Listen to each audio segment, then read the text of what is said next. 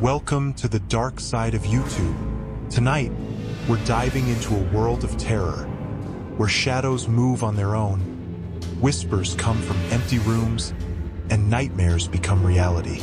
These horror stories will chill you to the bone. So turn off the lights, put on your headphones, and prepare yourself. Because once you enter, there's no turning back. Are you brave enough?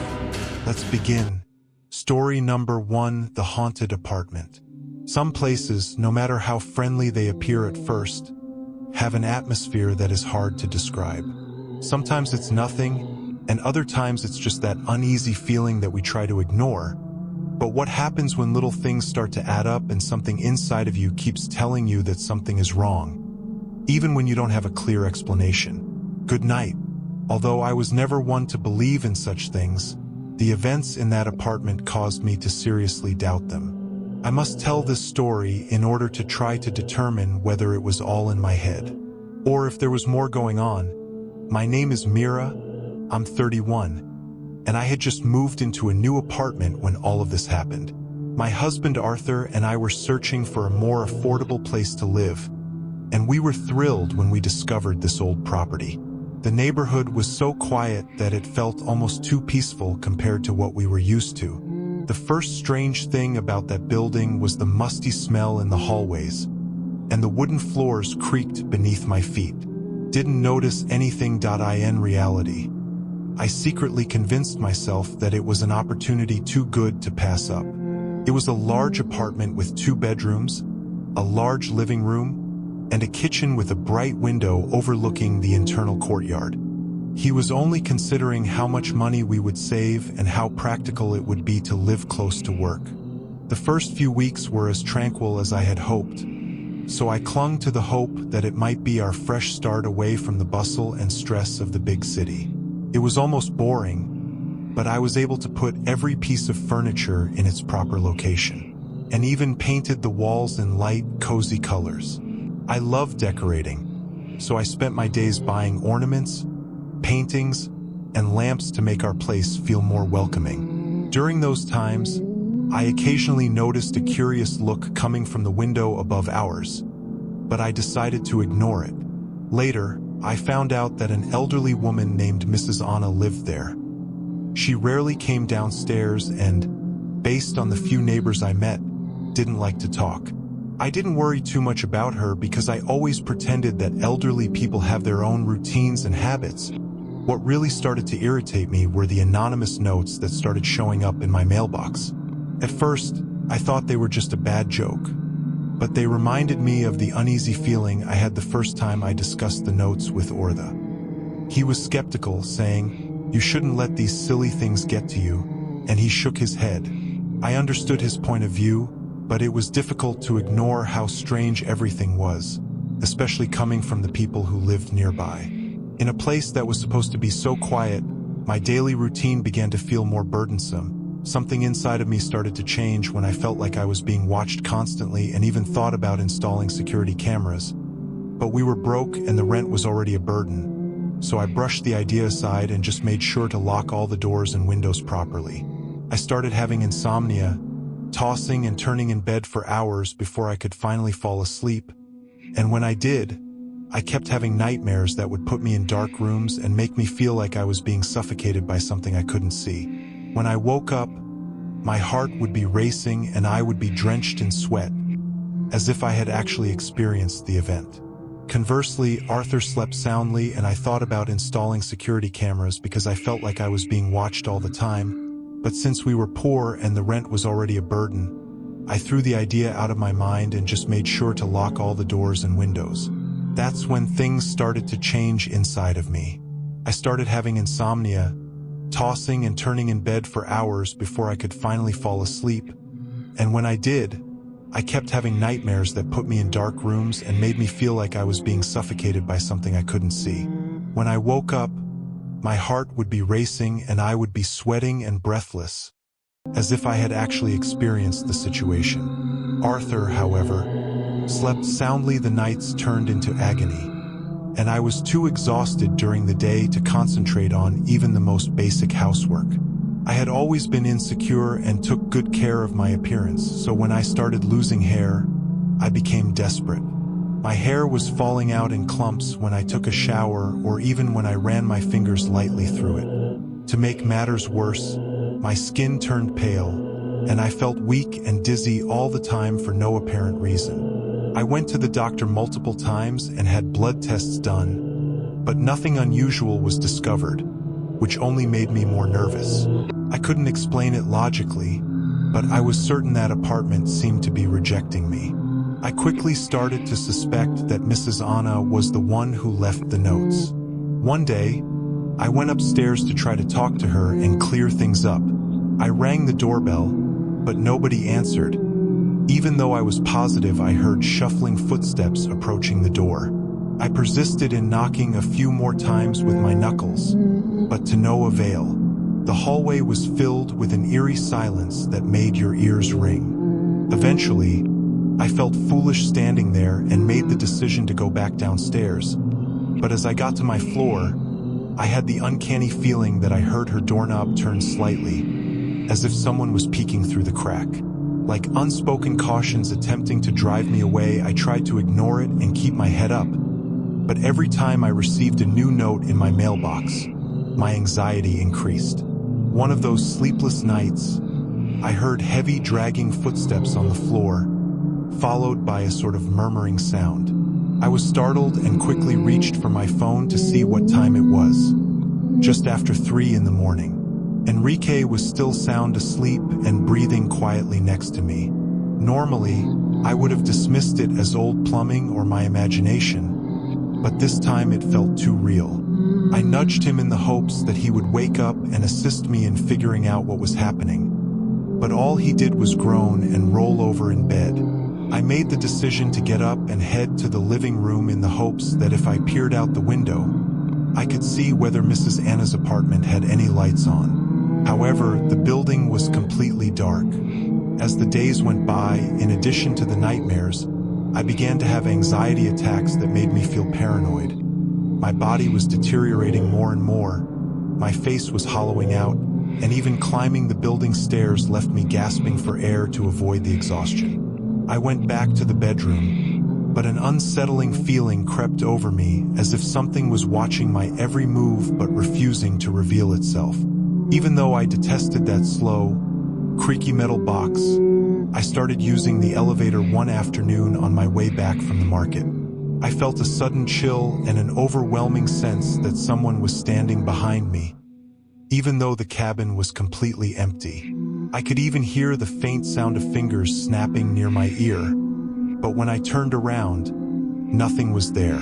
It was frustrating because I couldn't tell what was real and what was just my imagination, or that didn't notice anything out of the ordinary, which only made me feel more insecure and alone. I returned to painting watercolors on the balcony in an effort to divert my attention from the gloomy surroundings, and I began watching humorous TV series.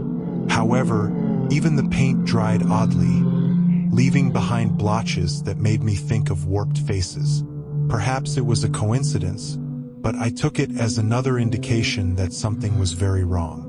Or the believed that moving so abruptly would be an unnecessary expense and that you should just rest better. I was already thinking about the possibility of looking for a new place, but I secretly hoped that things would return to normal eventually. But I knew that these strange events were only getting worse.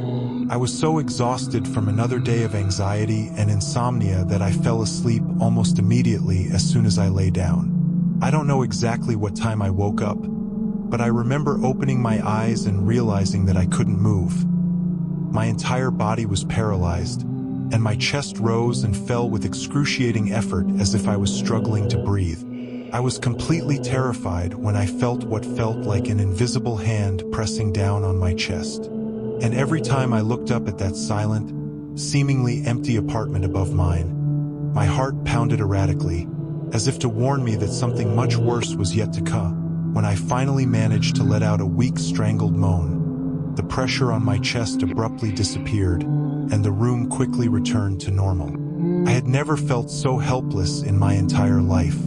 I tried to call out to Enrique, but no sound came from my mouth. It was as if my throat was being squeezed shut. I looked around the room in a desperate attempt to find any light, but all I saw was a strange shadow in the corner near the floor that pulsed slightly every time I gasped for air. Arthur shook me by the shoulders when he woke up in shock and asked what had happened, but I was hardly able to articulate it.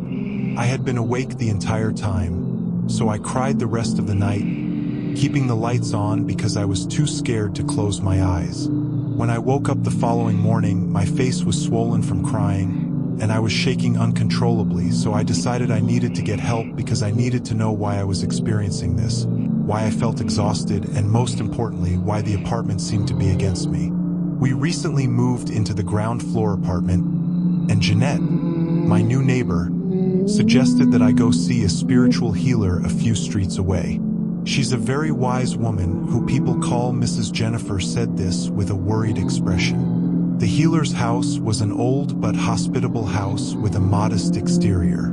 The aroma of fresh herbs filled the air as soon as Mrs. Jennifer opened the door. My legs shook, but I took a deep breath and told her everything. From the notes to the suffocating nightmares, the presence of Mrs. Anna, and the feeling that the apartment itself was rejecting me. Rue Rosemary and something else I couldn't identify led me into a modest room filled with potted plants and religious images from various faiths. She spoke in a calm but firm voice, and without my saying much, she looked into my eyes. After I finished telling her my story, Mrs. Jennifer listened intently and without surprise. She closed her eyes and took a deep breath as though she was processing what I had said and was ready to respond in some way. She finally said, "The presence you feel does not come only from Mrs. Anna, but from an older energy, one that is trapped in the apartment." She then told me about the rumors of a young woman named Katie who had lived in my apartment before me and had mysteriously vanished. According to what I've heard, Mrs. Anna had a relationship of some sort with Katie, a protective or friendship one. The healer then recommended a ritual to break the energy's hold on me. It involved cleansing with herbs, prayers, and an salt bath. I immediately agreed to the ritual because I was willing to do anything to stop this nightmare. During the ritual, I felt a strong heat spread through my body, as if something were being pulled out of me. It was uncomfortable, but it also brought immediate relief. When I got home, I noticed that the atmosphere felt lighter, as if the air finally flowed freely. Over the following few nights, I was able to sleep without nightmares, and my insomnia gradually subsided. Even though he wouldn't acknowledge it, Arthur saw the change and was impressed. However, something unexpected happened when Mrs. Anna disappeared. Not just from my view, but from the entire building. I returned to her apartment to check, but the door was locked and there was no sign of life inside. When I asked around, the neighbors told me they hadn't seen her in days. Her bills weren't paid, and the lights in her apartment remained off as if no one lived there anymore. Her disappearance raised suspicions, but no one could be certain of what had happened to her. Deep down, I think Mrs. Anna did what she believed was necessary to protect someone or something, and she knew far more than she ever shared with the neighbors. Sometimes, I still get a chill when I walk down the hallway or look at the dark corner of my room in the middle of the night, as if a part of that energy still lingers watching silently. I don't dare investigate further because I'm afraid of what I might find. There are still some unanswered questions, but I've learned to live with them. I would rather keep the door locked to whatever unidentified force may still be present in this old building, as well as whether Mrs. Anna will ever return or whether Katie's presence, whatever it is that still haunts these walls. I hope I'll be prepared to face it. Dark Truth of Doctor. Good evening, friends. My name is Alice. I'm 32 years old and have been a nurse for nearly 10 years. I was so thrilled to hear that I had been accepted to a renowned hospital in Arizona that I was unable to contain my tears. My family had always encouraged me, but I felt that I needed to demonstrate to myself that I could handle this significant career step after years of looking for a chance to study more and advance professionally at a prestigious university. On my first day, I was greeted by my new supervisor, Sally, who took me to the emergency room where I would be stationed. She had a kind smile, but there was something odd about her gaze, an unusual coldness that was hard to explain at first. I assumed it was the stress of the job because my coworkers seemed quiet around her, always looking down or appearing anxious, but I chose to focus on my work and show dedication. The hospital's clean hallways and state-of-the-art equipment gave me hope as soon as I walked through the doors, as that was my way of earning respect and trust. Deep down, I believed that by being a committed professional, everything would go smoothly. As the first few weeks went by, I got used to the hospital's routine and gained the trust of several patients. I always enjoyed chatting with them while administering medication or changing dressings, asking simple questions like, "Are you comfortable?" or "How was your night?" These small gestures build trust, and to me, being a nurse is much more. Nevertheless, I noticed that Sally was drawn to my working style in a way that I couldn't quite explain. Occasionally, I would catch her watching me from a distance without blinking, which gave me a spooky feeling. Soon after, strange things began to happen. At first, it was minor things like patient charts going missing, even though I was positive I had put them in the correct location. On other occasions, I would show up for my shift to discover that my schedule had changed without warning, making me appear careless in front of the team. I attempted to speak with Sally, but she consistently denied any knowledge of it while maintaining the same icy stare and a faint smile that had a sarcastic undertone. I tried to remain composed, but I knew deep down that there was a clear goal. In the hallways, some coworkers avoided eye contact with me as if they were afraid of being seen talking to me. The few who did speak to me would give me hints like, "Just keep your head down if you don't want trouble." I struggled to keep these small acts of sabotage from affecting my confidence, but they gradually began to disrupt my routine every time I noticed an error in a patient file or discovered a piece of equipment misplaced. I couldn't understand how someone could thrive on fears of others, however. I was starting to realize that was precisely what was happening. I kept feeling like I was treading carefully, and my sleep started to suffer. By the third week I was in the hospital, I started getting headaches all the time, to the point where they interfered with my shifts. Nothing helped, not even painkillers or cold compresses. At times, I had to lean against the medicine counter and take deep breaths to bear the pain. Sally's presence made the atmosphere in the department seem heavier, and I couldn't deny that I began to link her presence to my migraines, that I had trouble sleeping at night, and even when I was tired, I would replay every second of the day in my mind to make sure I hadn't made any mistakes. However, even though I occasionally double-checked everything, the mistakes continued to appear. One day, a patient confided in me that she liked me very much and had never complained about me, which contradicted what Sally had claimed. I could never prove that she was making these accusations up, but it felt too fake. Would call me into her office with a tone of fake concern to tell me that my reports were incomplete or that a patient had complained about me. And I was at the breaking point of my stress. As my health began to deteriorate and the toxic environment became intolerable, I started to wonder if it was time to give up on this so-called dream hospital after feeling such a heavy pressure in my chest one morning that I thought I was going to faint. Even though my insomnia got worse, my migraines became a permanent part of my life, and I hardly recognized myself anymore. I didn't want to acknowledge that leaving might be the best course of action because I had worked so hard to get there, and walking away felt like letting her win, which went against everything I believed in as a professional. It was obvious that Sally picked her victims, possibly the most devoted or the ones who stood out too easily. Every moment in that hospital felt oppressive, and I couldn't get rid of the feeling that something worse was about to happen in an attempt to maintain my sanity. I began recording everything in a little notebook, including important conversations, schedules, procedures, and patient names. I overheard that even though I knew it wouldn't be easy to present a notebook as evidence, having it gave me a sense of mental security. My biggest fear was that Sally would discover it and take even more aggressive action in retaliation. However, I was willing to take the risk because my mental health was already in a precarious state. My body was screaming for rest. The dark circles under my eyes had become permanent, and occasionally my heart would race for no apparent reason. One day, my mother called to check on me, and she said that I didn't even seem like myself anymore and that my voice sounded distant, almost lifeless. That's when I realized how completely I had been engulfed by that toxic environment. I tried to keep my head up so I wouldn't come across as weak, but the truth was that this situation was destroying me from the inside out, despite my desire to advance in my career. However, after a particularly terrible night during which I didn't sleep a minute, I realized that my symptoms had gotten worse. The headache was now constant and never gave me a break, and the pressure in my chest made even deep breathing feel exhausting at the hospital.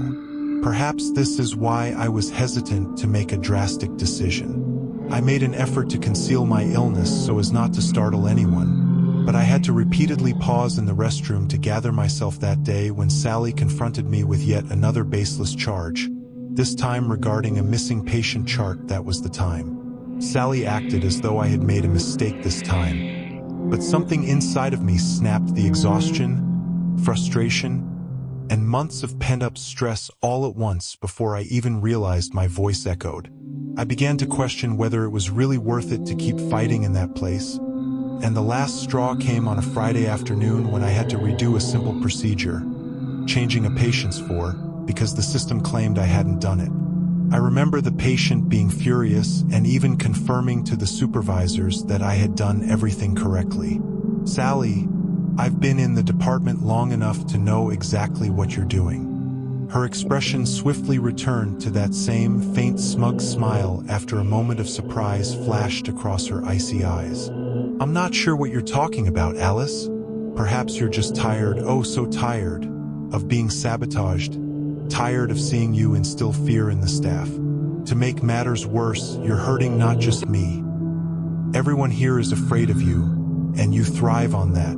There was a heavy silence in the room, and while some of my coworkers turned their heads away, I also noticed that, for the first time, one or two of them briefly raised their heads.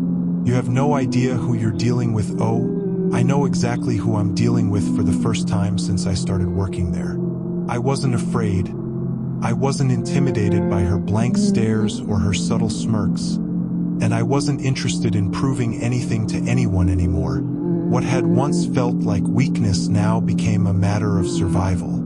I thought Sally would respond with her usual cold demeanor, but I noticed something different. She held my gaze for a few seconds before letting out a quiet, humorous chuckle. I had made the decision to leave, and the following week I was going to submit my resignation letter. However, something unexpected happened before I could even do so. When a patient passed away during a routine surgery, rumors began to circulate like wildfire, and tension permeated the hospital like a dense fog. I knew right away that something wasn't right.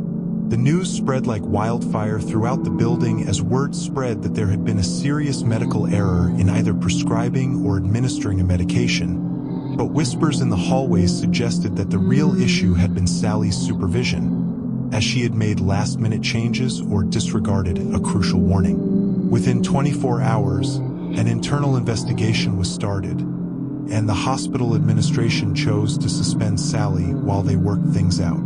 I will never forget the strange combination of relief and dread. I felt relief that the person who had been tormenting me was finally gone, and I felt dread that something irreversible had happened, a human life. That night, I went home exhausted, my mind racing, but for the first time in weeks, I was able to sleep without nightmares or waking up with a throbbing headache, and the weight on my chest had begun to fade. The following morning, I woke up with no pain at all, as if my body had finally been given permission to rest. It was almost surreal that the migraines, insomnia, and the suffocating feeling of drowning in my own thoughts had vanished for a short time. Although I'm not sure how to feel about everything that happened, I felt compelled to share this experience because people in workplaces like this can harm us in ways we never could have imagined for the time being. The truth is that Sally's presence alone had been poisoning me physically and mentally, and I was appalled by how quickly everything seemed to resolve itself after she left. I've made the decision to remain at the hospital for the benefit of my patients, but when I think back on everything I've been through, I shudder. Before we move on to the next story, if you're still here, leave a comment about how long you're watching this. I love to know who stays until the very end, so let's continue.